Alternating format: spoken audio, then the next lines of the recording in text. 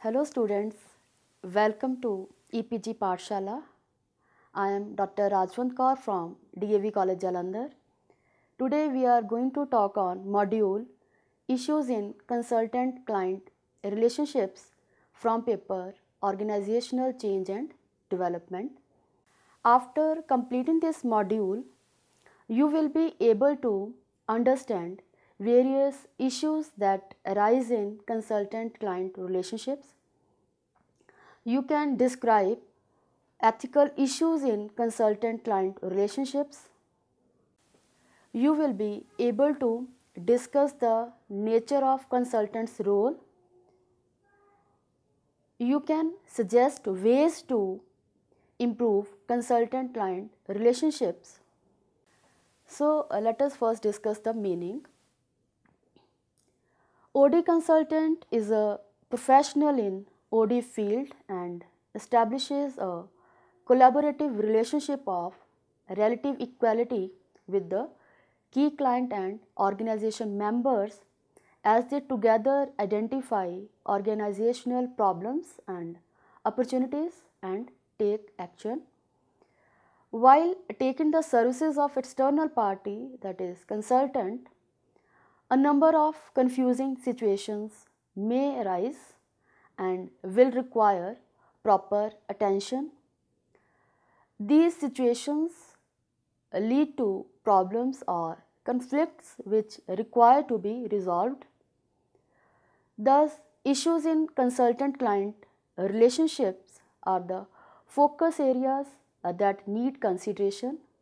These areas should be managed properly to avoid adverse effects. Next comes common issues in consultant-client relationships.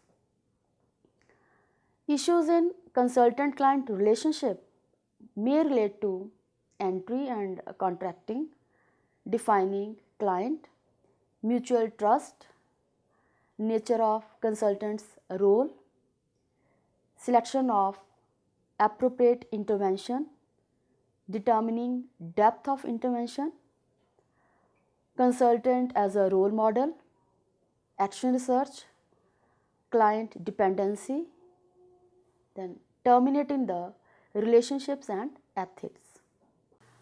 Let us take up these issues one by one.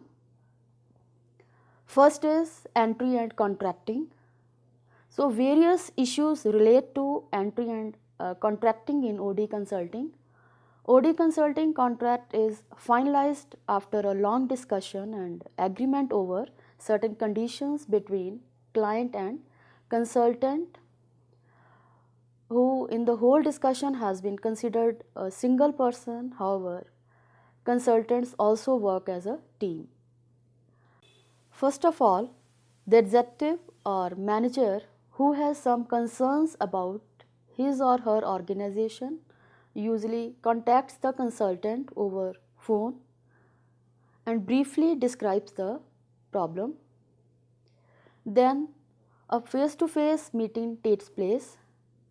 The client presents the problem and consultant explores some of the deeper aspects of the current problem. The consultant fixes the nature of problem. During this course, many interrelated problems surface and these need to be focused. Next, the consultant and client decide about group which would be starting point for OD intervention. For example, it may be top management team of 8-9 people. It is important to decide prudently the persons to be specifically included or excluded in first intervention. However, the exclusion of key people can prove to be a serious mistake. The consultant describes the way he or she will proceed, that is, the activities which will be undertaken and their duration. Next, during the first meeting, apart from deciding that who should attend workshop if it is to be part of OD intervention, decisions are required to be taken regarding when and where workshop could be held, extent of confidentiality of data needed, whether top management is to be given brief description of interview themes prior to the workshop, and so on. Various aspects related to compensation for OD consultants' services are important and should be clarified. There can be one agreed price for the particular project, or there can be arrangement for daily fee or hourly fee with no charge for telephonic discussion and first exploration. So the compensation issue should be settled. Thus, after agreeing upon various terms and conditions and deciding the framework within which consultant will work, OD consultant enters into a contract with client. However, in some cases, the contract may be subject to certain changes in future. It is important at this stage to discuss everything in detail to avoid future conflict. Next issue relates with defining the client. It is also an important issue to decide who the client is. In the initial stages, client is usually the executive or manager, that is, who makes the initial contact, or initial client may be management team. However, the perfect model is one in which manager is the initial client and key client. As the trust and confidence develop between consultant and client, consultant starts viewing manager and his or her subordinate team as client, and then the whole organization as client. Thus, the consultant ultimately deals with the client group or client system. Next comes mutual trust. It is important to develop a relationship of mutual trust during the early contacts between client and consultant. Only then both the parties can contribute towards the success of OD efforts. In the initial stages, the key client may have certain fears like things will not remain under his or her control due to an outsider's interference in the system, or people will start criticizing their superiors unnecessarily, or petty issues will be highlighted and organization will be flooded with petty complaints. Similarly, subordinates may have apprehension that they will not be benefited in any respect, rather they will be manipulated to achieve superiors' goals. So these fears or feelings point out that consultant will need to establish trust first by ensuring the concerned parties that OD efforts will improve their, that is, clients or subordinates' effectiveness and will bring noticeable recognition from superiors. The consultant should try to understand the client's motives and explore any that are hidden.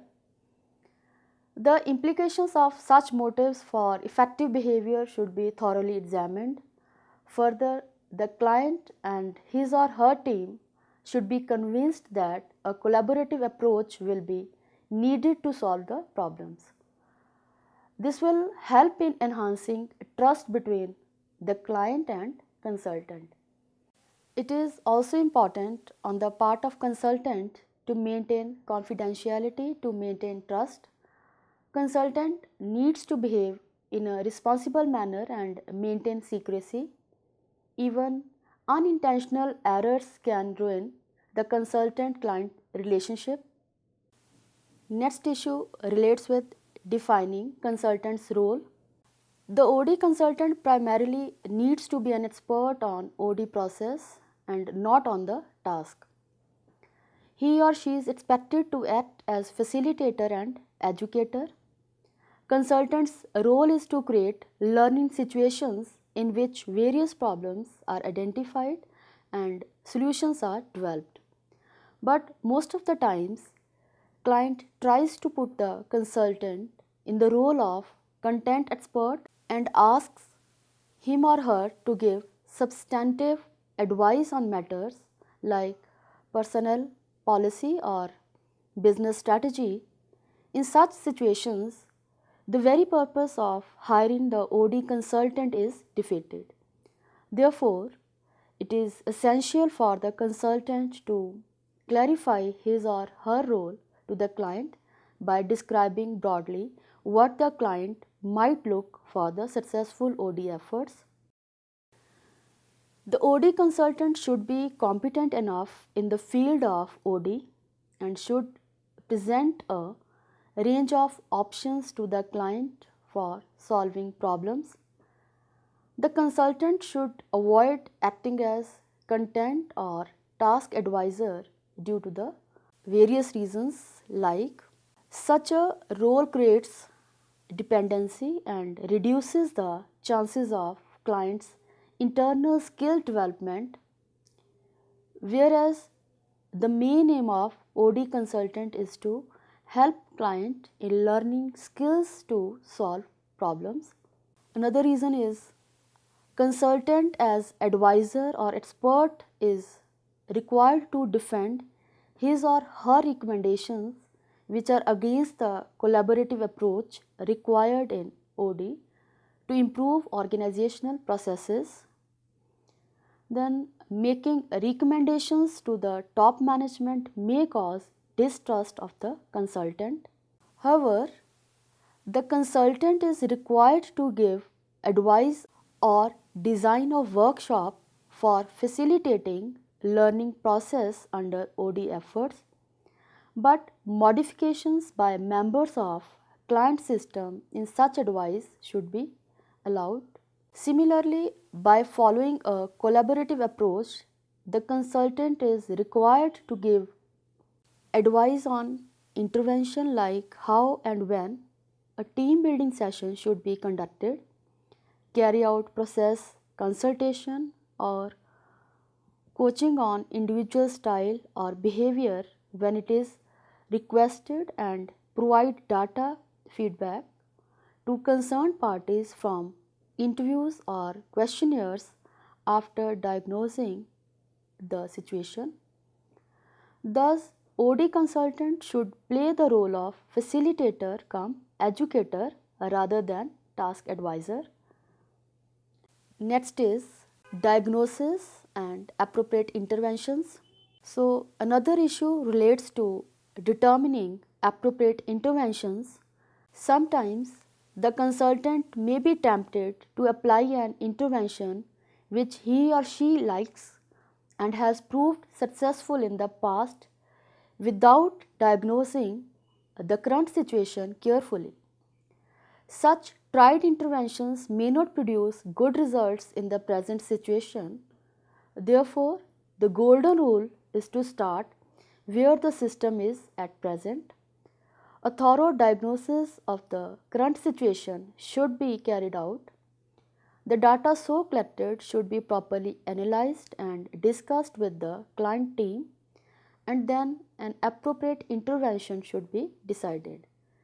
The vast experience and knowledge of the consultant will be helpful in this regard. Then comes determining the depth of intervention. It is important to determine the depth of intervention. Roger Harrison suggested two criteria for determining depth of intervention. First, intervention should be at a level not deeper than that is required to produce solutions to current problems, and second is intervention should be at a level not deeper than that at which resources and energy of client can be committed to problem solving or to change. Thus, as per these criteria, consultant should proceed no deeper than the legitimation provided by client system culture and its resources, and he or she should stay at the level of consciously felt needs. So, by keeping in mind the consultant's capabilities, limitations, client system's resources, constraints, and the immediate necessity, the depth of intervention should be determined. Further, the concepts of accessibility and individuality, as suggested by Harrison, may be useful in assessing the depth of intervention. Next issue relates with consultant as a model. The consultant should act as a role model. He or she must be able to practice what is preached by him or her.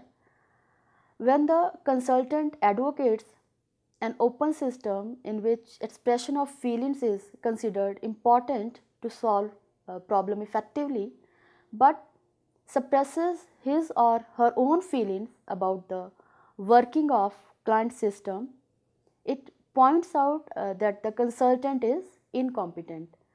So there is a need to learn how to express feelings.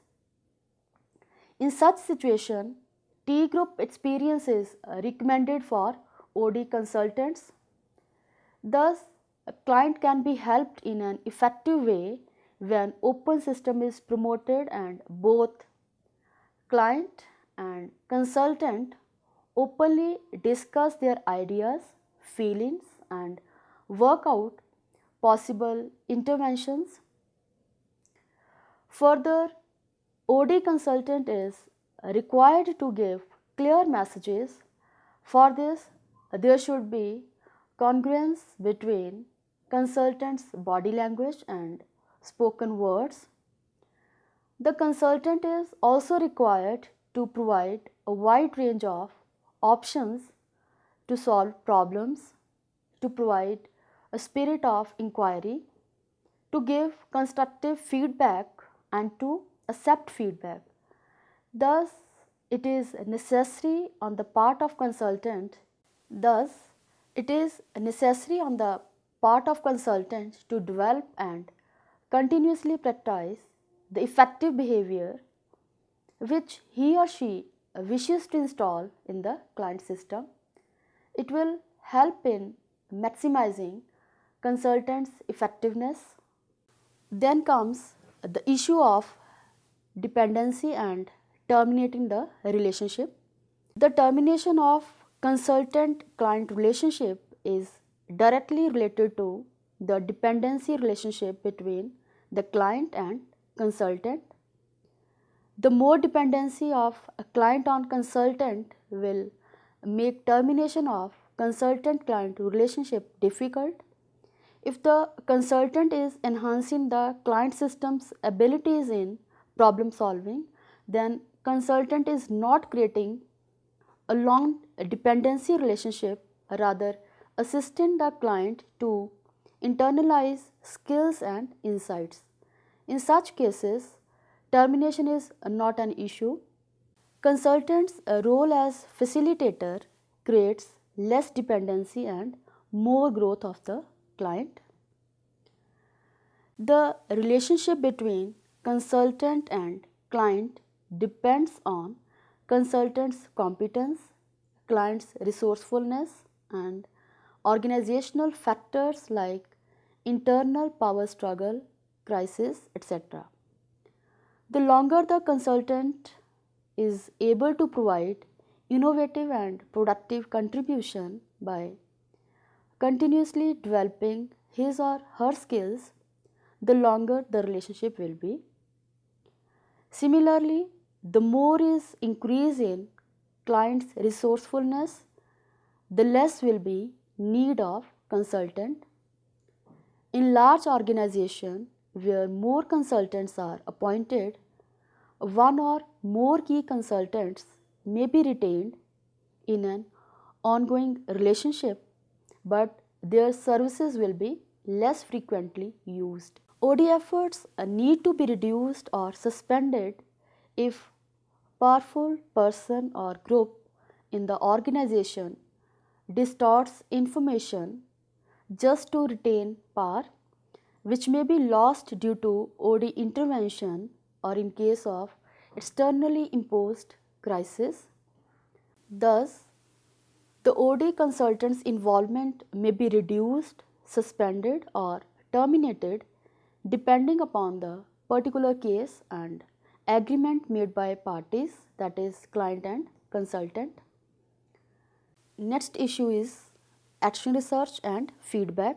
Action research is based on participative model and involves diagnosing, taking actions, re-diagnosing and taking new actions. So feedback is an important issue in OD efforts. It must relate to various interventions and stages in the OD process. It is important to evaluate the results of actions taken by the client group. It provides new knowledge and the client group learns what works and what does not work. It also helps consultant and client in making OD interventions more effective. Getting feedback need not to be complicated. Simple questionnaires or interviews can be helpful for this purpose. Next comes ethical issues. Values underlying ethical OD practices include openness, honesty, confidentiality, professional expertise and voluntarism.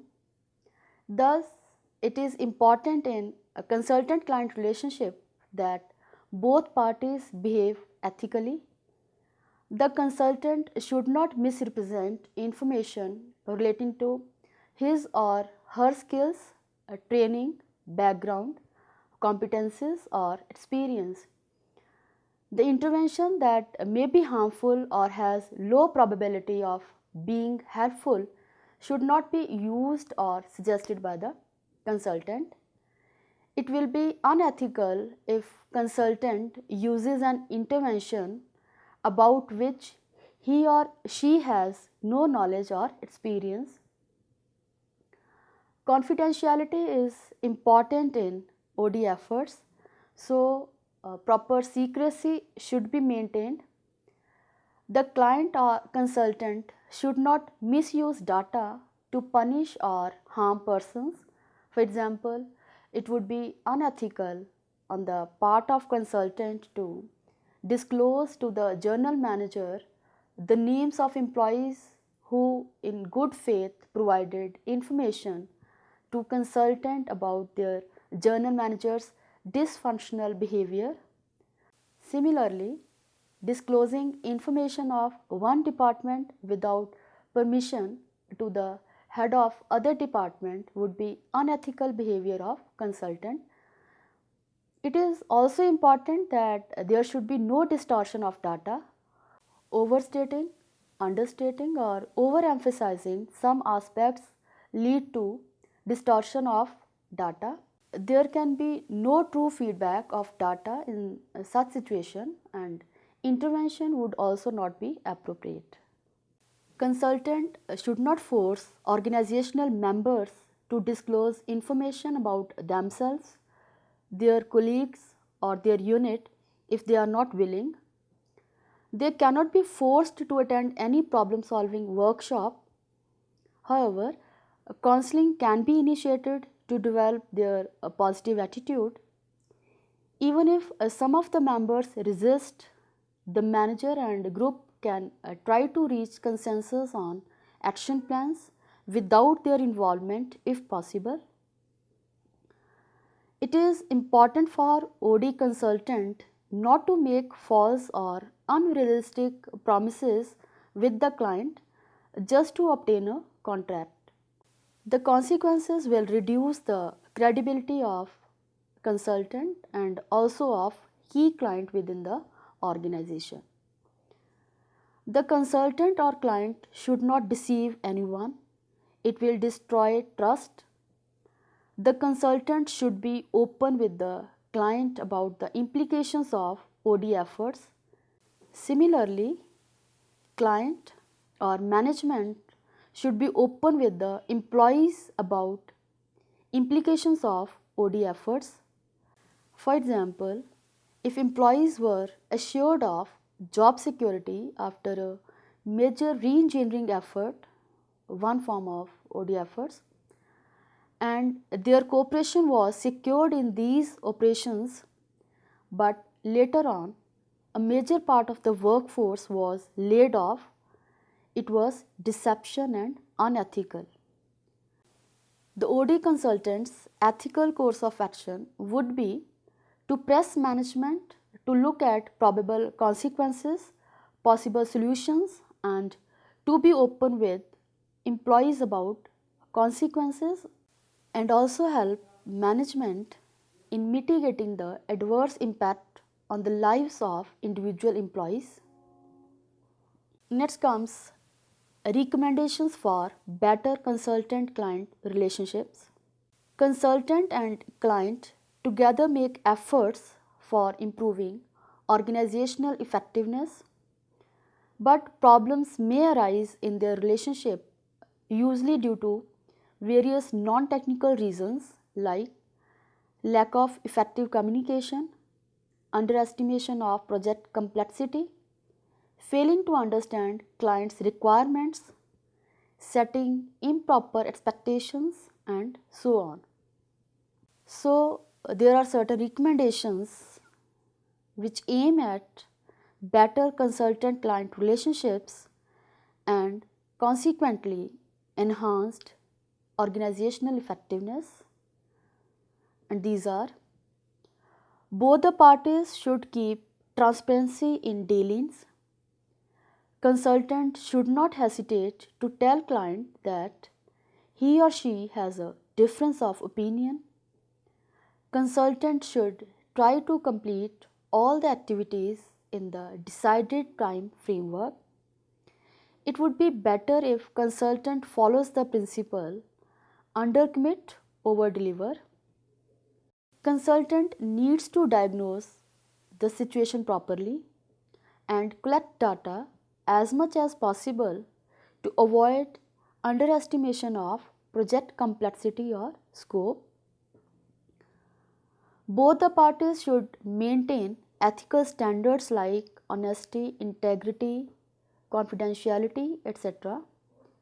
Consultant should offer knowledge transfer in the form of mentoring and coaching. Consultant should not promise unethical outcomes. In the initial stages, frequent meetings should be arranged and both parties should communicate effectively so as to enable consultant to understand clients' requirements properly. Consultants working as a team should not have conflicts among themselves. Let us now summarize what we have learned in this module. Issues in consultant client relationships are the focus areas and need adequate consideration. These issues may relate to entry and contracting, defining client, mutual trust, nature of consultant's role, selection of appropriate intervention, determining depth of intervention, consultant as role model, action search, client dependency, terminating the relationship, and ethics. These issues need to be addressed and managed as these have significant implications for OD practitioner, top management, and the whole organization. At the stage of entry and contracting, it is important to discuss everything in detail to avoid future conflict. The discussion may relate to various terms and conditions, framework within which consultant will work, compensation, activities to be undertaken, and their duration. The consultant should not misrepresent information relating to his or her skills, training, background, competencies, or experience. Another important issue is to determine the client. In the initial stages, client is usually the executive or manager, that is, who makes the initial contact, or initial client may be management team, but the consultant ultimately deals with the client group or client system. It is important to develop a relationship of mutual trust during the early contacts between client and consultant. OD consultant should play the role of facilitator cum educator rather than task advisor. The depth of intervention should be determined by keeping in mind the consultant's capabilities, limitations, client system's resources, constraints, and the immediate necessity. It is necessary on the part of consultant to develop and continuously practice the effective behavior which he or she wishes to install in the client system. The termination of consultant-client relationship is directly related to the dependency relationship between the client and consultant. The more dependency of client on consultant will make termination of consultant-client relationship difficult. Consultant's role as facilitator creates less dependency and more growth of client. Feedback is an important issue in OD efforts. It must relate to various interventions and stages in the OD process. It is important to evaluate the results of actions taken by the client group. This helps consultant and client in making OD interventions more effective. Confidentiality is also important in OD efforts, so proper secrecy should be maintained. Consultant should diagnose the situation properly and collect data as much as possible to avoid underestimation of project complexity or scope. In the initial stages, frequent meetings should be arranged and both parties should communicate effectively so as to enable consultant to understand client's requirements properly. Thank you.